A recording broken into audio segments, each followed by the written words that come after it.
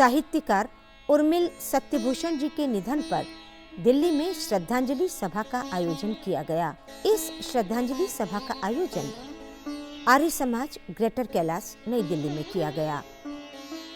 कार्यक्रम का आगाज उर्मिल सत्यभूषण जी के चित्र पर पुष्पार्पित करने के साथ ही उनके प्रिय भजन के साथ किया गया।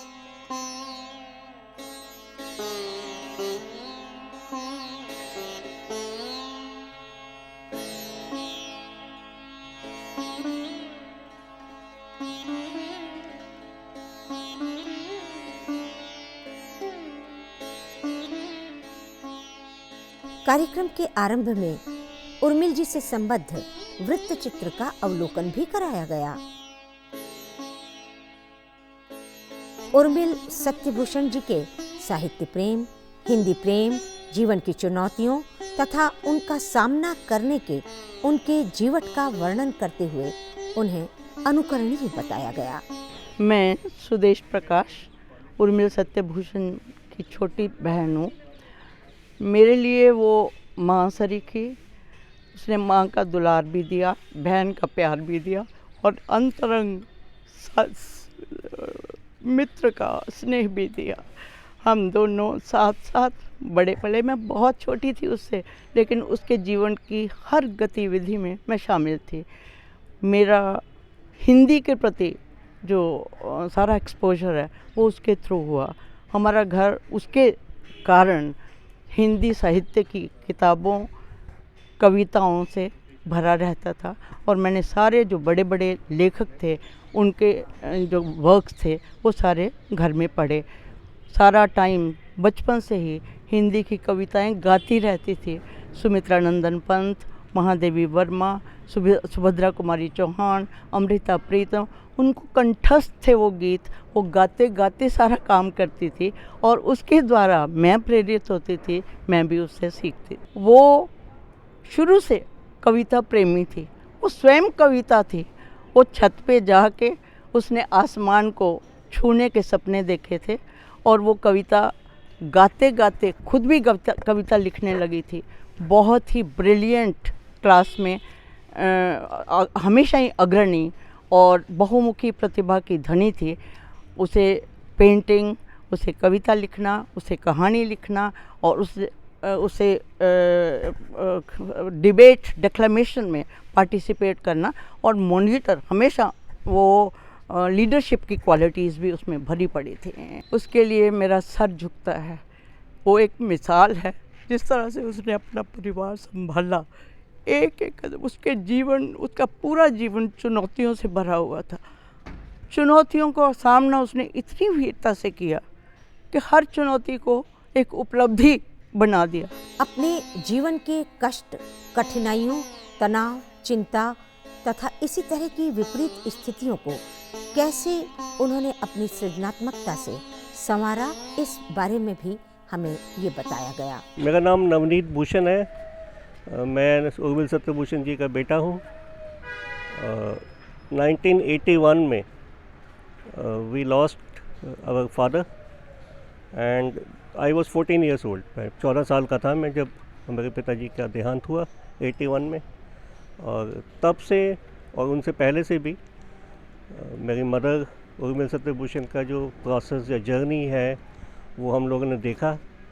और उसमें सबसे ज़्यादा जो कठिनाई है 81 में, यदि आप सोचिए कि जो लॉस हुआ उनका, मेरे पिताजी का और फादर का देहांत हुआ, उसके बाद इन्होंने masters in arts in Hindi and in political science दोनों स्टडी किए। तो अब 82 और 84 में जब हम लोग 12th दे रहे थे तो ये साथ में मेरी मदर MA कर रही थी पॉलिटिकल साइंस में। तो ये एक मेरी जो सिस्टर है वो 10वीं का एग्ज़ाम दे रही थी, मैं 12th का दे रहा था और मेरी मदर MA का एग्ज़ाम दे रही थी पॉलिटिकल साइंस में।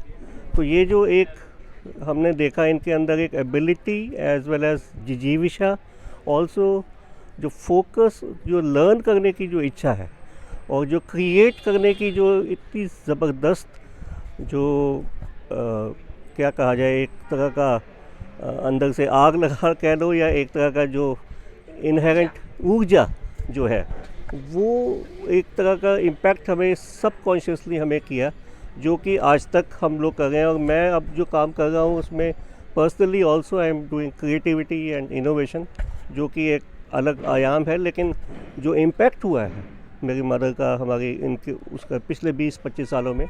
और एक बात इम्पॉर्टेंट बात यह है कि जब 81 में मेरे फादर की डेथ हुई तो इनकी पहली किताब जो लिखी इन्होंने वो 86-85 में कस्तूरी गंध लिखी। उसके बाद किताबें ही लिखते गई और कितना लिखा इन्होंने। और एक ऑर्गेनाइजेशन स्टार्ट कर दी है परिचय साहित्य परिषद, जो कि हमने देखा है उसकी जर्नी पिछले 30-40 साल की, जो कि शायद एक इम्पॉसिबल हो लगता है कि एट 81 की एज में, she was 41 years old when she lost her husband. उसके बाद इन्होंने एक ऑर्गेनाइजेशन बना दिया जिसमें केवल नए लोगों को, नए राइटर्स को मौका दिया गया कि अपना एक्सप्रेस करें अपने आप को। ये जो एक्सप्रेशन है, ये जो कैपेबिलिटी है to bring in totally new, ये शायद मुझे कहीं बहुत ज़ोर से, बहुत डीपली इम्पैक्ट किया है, which has really created for me what I am doing now, which is innovation and invention. देखिए, ऐसा है कि शायद ये एक तरह का एक रिचर्ड फाइनमैन हुए हैं वैज्ञानिक जो फिजिसिस्ट रहे हैं, उनका एक कोटेशन है कि ये all these differences of physics, chemistry और मैथमेटिक्स और सोशल साइंसेज और literature are all made by human beings. Nature doesn't know this differences.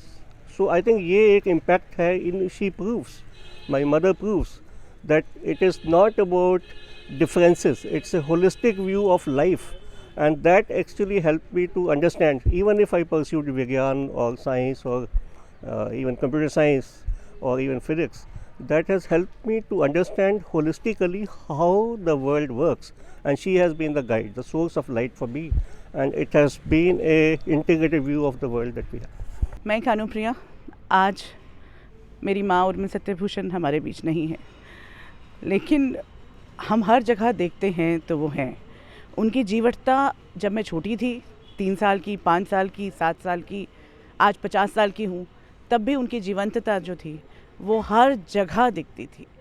उनके इतने सपने थे, उनकी इतनी प्लानिंग्स होती थी, उनका हर दिन इतना प्लान्ड होता था, हर रोज़ इतनी चीज़ें तय होती थी। मैं सोचती थी कि कैसे संभव है, कैसे पॉसिबल है। एक साहित्यकार, एक टीचर, एक माँ, एक बहन और एक समाज सेवी, वो इतनी सारी प्लानिंग करके रखती थी। आगे की प्लानिंग है। अभी हम अपने घर में देख रहे थे, उनकी सारी चीज़ें प्लान्ड हैं। एक कविता लिखनी है, एक किताब लिखनी है, ये प्लानिंग हम में से कभी नहीं आ पाई किसी को, क्योंकि ये प्लानिंग उनके अपने सपनों की थी, उनकी अपनी डिज़ायर्स की थी।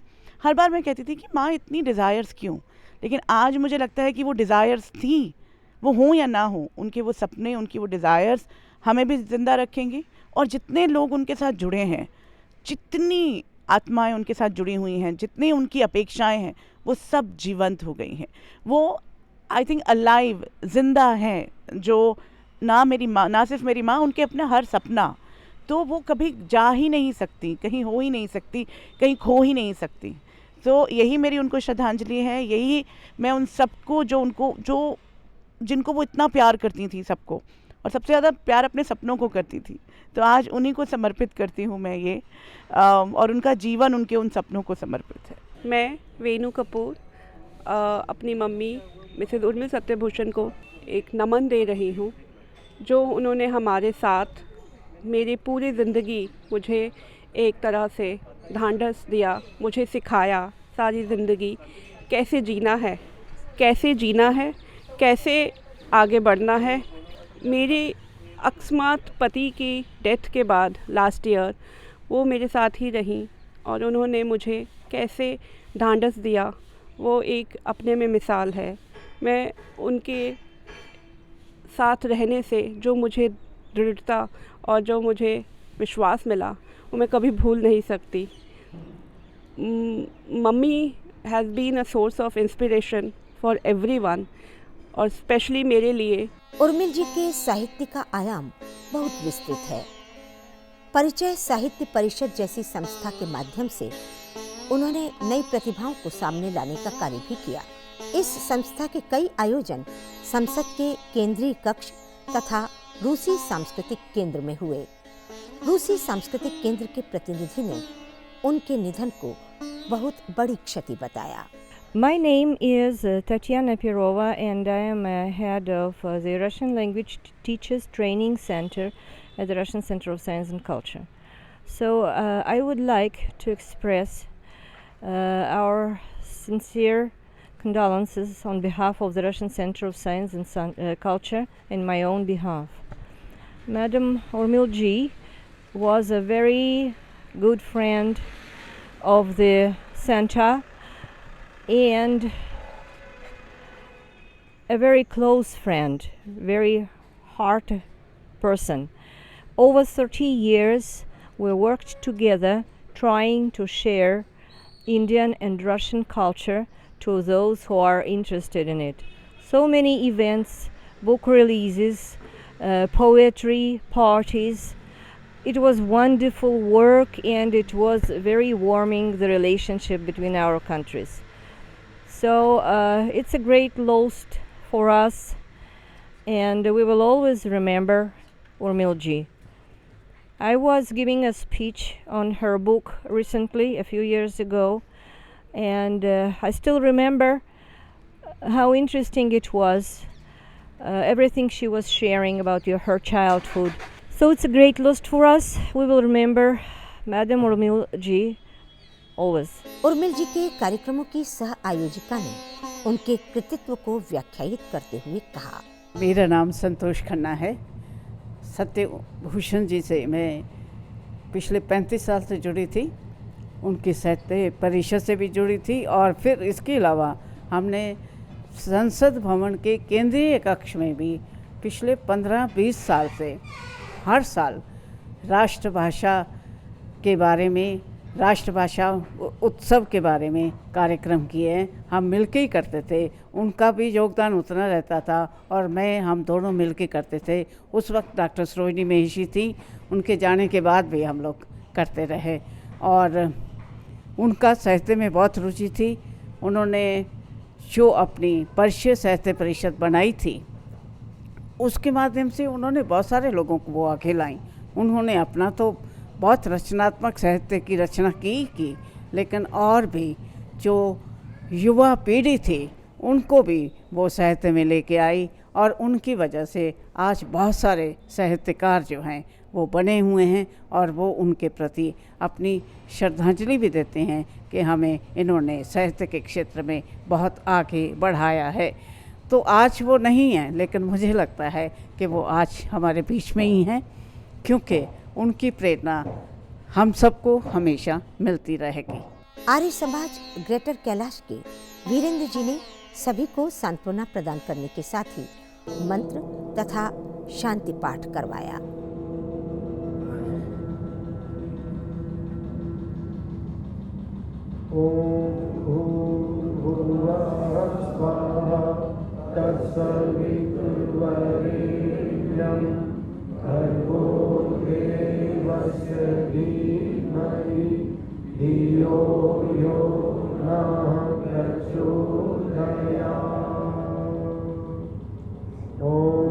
त्र्यंबकं यजामहे सुगंधिं पुष्टिवर्धनम् उर्वारुकमिव बन्धनात् मृत्योर्मुक्षीयमामृतात्।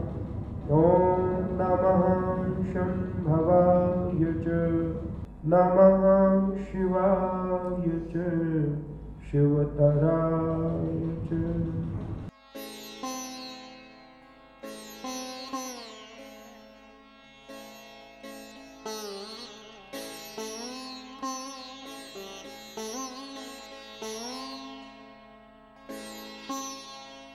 उर्मिल जी दूरदर्शन के साथ भी जुड़ी हुई रही। उनके साथ हमने कुछ कार्यक्रमों का निर्माण भी किया। हाल ही में वरिष्ठ जनों से संबद्ध एक कवि सम्मेलन में उन्होंने दर्शकों को अपनी रचनाओं से मुक्त कर दिया। आइए देखते हैं इसी कवि सम्मेलन का उनका काव्य पाठ। हमारी वरिष्ठ लेखिका, वरिष्ठ कवयित्री और ये कहें कि गज़ल गो उर्मिल सत्यभूषण जी, उनका भी बहुत बहुत स्वागत है हमारे इस प्रसारण गृह में। आप कई विधाओं में लिखती हैं। आपने ये कहें कि साहित्य की विविध विधाओं के साथ साथ इस तरह की विधाओं में भी पर्याप्त ध्यान दिया है जिसमें आमतौर पर लोग ये सोचते हैं कि इन्हें लिखना कठिन है, मुश्किल है, या इनमें काफ़ी हद तक शोध की आवश्यकता पड़ेगी। उर्मिल जी, आपका भी बहुत बहुत स्वागत है। बल्कि मैं उर्मिल जी के शब्दों में इस गोष्ठी का आगाज़ या इस गोष्ठी को शुरू करूं तो कह सकती हूं कि आओ तुमको ले चलें, आओ तुमको ले चलें हम गज़ल के गांव में, आओ तुमको ले चलें हम गज़ल के गांव में, नर्म नर्म धूप में मीठी मीठी छाँव। क्या बात है। नर्म नर्म धूप में मीठी मीठी छाँव में, आओ तुमको ले चलें हम गज़ल के गांव में। तो ऐसे गज़ल, कविताओं और उन सब के गांव में, उन सब से सजे हुए उस बगीचे में चलें। बहुत अच्छा लगा बात करके। मैं वरिष्ठ हूँ और लेकिन मैं बूढ़ी नहीं समझती अपने आप को। बीमारियाँ हैं बहुत सी। तो एक शेर सुनाती हूँ कि आंधियाँ उर्मिल को रोकेंगी भला क्या, आंधियाँ उर्मिल को रोकेंगी भला क्या, जो जयावर है सदा चलता रहेगा। और एक लड़की को मैंने अपने अंदर बना के रखा हुआ है, वो जिंदा है मेरे अंदर, और मैं जब ऐसी बात आती है तो लड़की बन जाती हूँ, मुझे पता ही नहीं लगता। और परिचय की यहाँ तक बात है कि जो संस्था बनाई, मैंने ये बताया कि शुरू से ही मैंने पार्टीशन देखा था और मेरे बचपन लहूलुहान हो गया उस समय, और ये सोचा कि क्यों ऐसी लड़ाइयाँ होती हैं, क्यों ऐसी तकलीफ़ें होती हैं। तो उसके लिए मैंने साहित्य को माध्यम बनाया। मैंने बहुत साहित्य पढ़ा, तो वो मैंने कहा मैं साहित्यकार ही बनूँगी या अध्यापक बनूँगी, और इसलिए मैंने बाद में संस्था का भी संचालन किया, संस्था बनाई ताकि, और वो रशियन के जो इतना क्लासिक साहित्य है बहुत ही उच्च क्लास का, उसका हम पढ़ते हैं और देखते हैं कि जो साहित्यकार है वो समय और सीमा से परे होता है, कोई सरहद नहीं है उसकी। वो दुख, सफरिंग, युद्ध हर एक जगह एक जैसे हैं। तो परिचय के माध्यम से यहाँ एक तरफ हमने हिंदी अपनी भाषा का भी प्रचार प्रसार किया, तो दूसरों की संस्कृतियाँ और साहित्य का भी हमारा आदान प्रदान होता है। तो एक शेर के माध्यम से अपनी बात कहती हूँ कि मैं ये कहा था कि मैं धरा पर प्यार के कुछ बीज बोना चाहती हूँ, मैं धरा पर प्यार के कुछ बीज बोना चाहती हूँ, शूल जैसी ज़िंदगी में फूल होना चाहती हूँ। तो मैंने बीज इतने बोए, अब पौधे लग गए इतने इतने। बहुत मैं नए पीढ़ी से इतनी आश्वस्त हूँ, जहाँ हमें लगता है कि अब मूल्यन हुआ है, नैतिक पतन हुआ है, नई नई टेक्निक्स आ गई हैं, तो वो अच्छी, उसका पॉजिटिव व्यू भी है।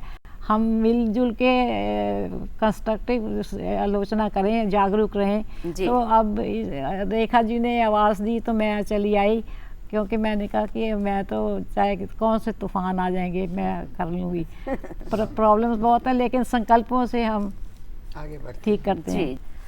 तो अब हालात ऐसे है कि ऐसे लगता है कि मैं गिर ना जाऊँ, आती है ये बात। और कहने वाले भी कहते हैं, मेरे परिवार वाले कहते हैं कि अब मत करो कुछ, लेकिन जब आवाज़ आती है तो मैं फिर उठ पड़ती हूँ, चल पड़ती हूँ। कार्य के संकल्प हैं, नारे नहीं हैं हम, कार्य के संकल्प हैं, नारे नहीं हैं हम, देख लो इस वक्त से हारे नहीं हैं हम। कार्य के संकल्प हैं, नारे नहीं हैं हम, देख लो इस वक्त से हारे नहीं हैं हम। गर्दिशों में भी उमंग ने साथ ना छोड़ा, गर्दिशों में भी उमंग ने साथ ना छोड़ा, तिमिर ने घेरा तो है पर नहीं तोड़ा, क्या बात है। तिमिर ने घेरा तो है पर नहीं तोड़ा, आस्था के दीप हैं, तारे नहीं हैं हम, देख लो इस वक्त से हारे नहीं हैं हम। कार्य के संकल्प हैं, नारे नहीं हैं हम, प्रबल झंझावात में भी हम रुके नहीं, प्रबल झंझावात में भी हम रुके नहीं, चट्टान ही टूटी मगर हम झुके नहीं, प्रबल झंझावात में भी हम रुके नहीं, चट्टान ही टूटी मगर हम झुके नहीं। आँख के आंसू तो हैं, धारे नहीं हैं हम कि बह जाएंगे, आँख के आंसू तो हैं, धारे नहीं हैं हम, देख लो इस वक्त से हारे नहीं हैं हम। मुश्किलों मुसीबतों को लगा गले, मुश्किलों मुसीबतों को लगा गले, मुफलिसी के गांव में ही हम बड़े पले, ठोस धातु के बने पारे नहीं हैं हम, ठोस धातु के बने पारे नहीं हैं हम, देख लो इस वक्त से हारे नहीं हैं हम। रात का दिल चीर फूटी स्वर्ण की धारा, रात का दिल चीर फूटी स्वर्ण की धारा, रोशनी को बांध पाई क्या कोई कारा। क्या बात है। रात का दिल चीर फूटी स्वर्ण की धारा, रोशनी को बांध पाई क्या कोई कारा। हम उजाले हैं, हम उजाले हैं कि अंधियारे नहीं है हम, देख लो इस वक्त से हारे नहीं है हम। कार्य के संकल्प हैं, नारे नहीं है हम, देख लो इस वक्त। ये संकल्प भी है जो हमें शक्ति दे देता है, तो हम उठ के चल पड़ते हैं। सही है। तो हर पल को जीने की बात करनी चाहिए, और ये जो संसार है ये चलता रहे, खुशी से भरा रहे, हर पल को जिए हम। बहुत बहुत शुभकामनाएं भी आपने इस हाँ, बटोरी कविता में। के साथ हम सब लोगों को दी। बहुत बहुत धन्यवाद। कुछ स्वर्णिम लम्हे पाए हैं, कुछ स्वर्णिम लम्हे पाए हैं, उनके रंग में रंग आए हैं। कुछ स्वर्णिम लम्हे पाए हैं, उनके रंग में रंग आए हैं। ये पंक्तियां हैं उर्मिल जी की, उर्मिल सत्यभूषण जी की। आपसे अनुरोध है एक और रचना का।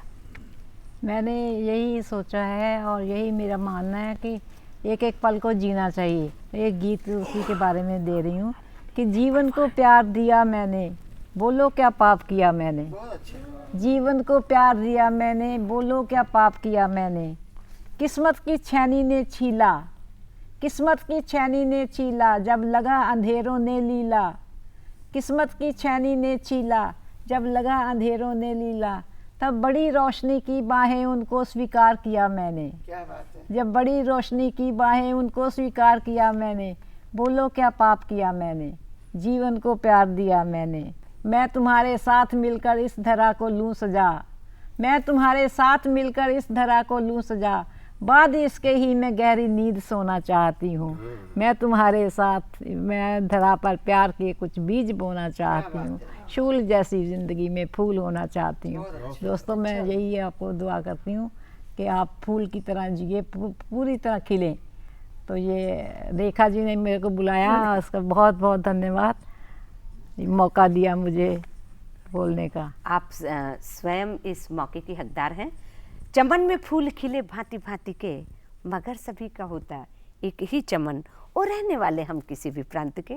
है एक अपनी धरती एक ही वतन, है एक अपनी धरती एक ही वतन। इतना प्यार आपने हम सबके साथ बांटा है, और इतनी अपनी ख्वाहिश जो कविताओं में आपने मासूमियत से पिरोई है, वो सचमुच काबिल गौर है। इस प्रकार अपनी जीवंत उपस्थिति तथा बातचीत के माध्यम से श्रोताओं को मुग्ध करने के साथ ही उर्मिल जी ने अपनी रचनात्मकता के बारे में भी हमारे आगंतुक दर्शकों से बातचीत और संवाद किया। इस प्रकार अपने रचनात्मक यशःकाय से हमारे बीच सदैव उपस्थित रहने वाली उर्मिल सत्यभूषण जी को पुनः पुनः स्मरण, पुनः पुनः श्रद्धांजलि।